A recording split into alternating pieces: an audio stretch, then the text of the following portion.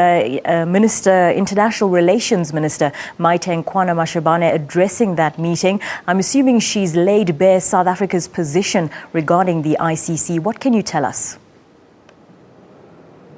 Indeed, so the International Relations Minister Maite Mashabane delivered a very scathing speech against the International Criminal Court. Now, I follow these kinds of things very often, and even I was surprised to hear how strongly she spoke out.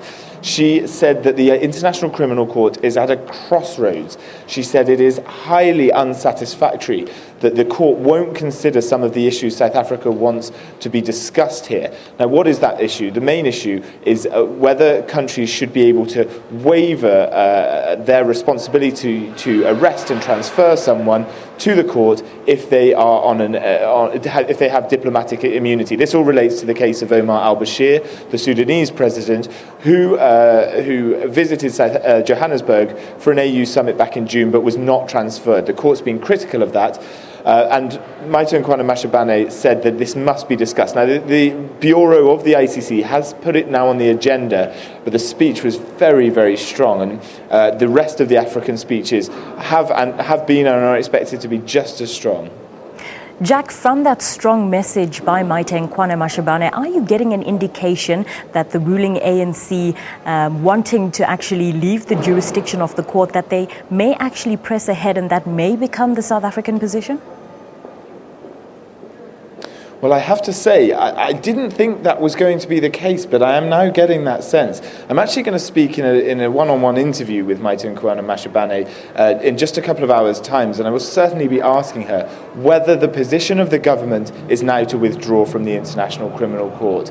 She very much hinted towards it, that the court was not fulfilling what South Africa wants it to fulfill, and throughout her speech there was claps from many of the African delegations. The court has long been accused of having an anti-Africa bias, bearing in mind that everybody who's ever faced the judges in the International Criminal Court here in The Hague has been an African.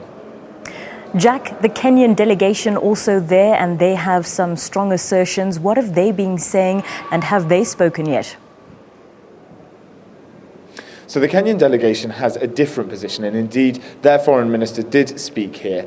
She outlined the position of Kenya, which is, she was more subtle, in fact, in her speech than Maite Mashabane, and she was kind of not so impassioned, perhaps.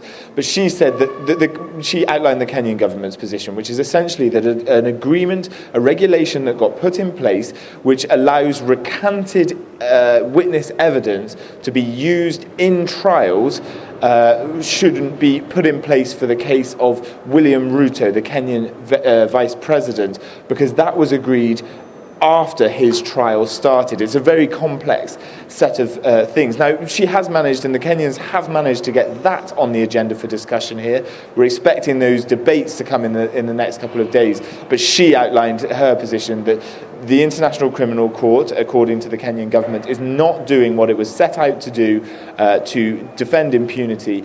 Basically, what both of them said is that justice and peace have to come at the same time, and they say that what the court is doing in prosecuting and going over some of the things that they're doing and only tackling African people is jeopardizing peace in the pursuit of justice.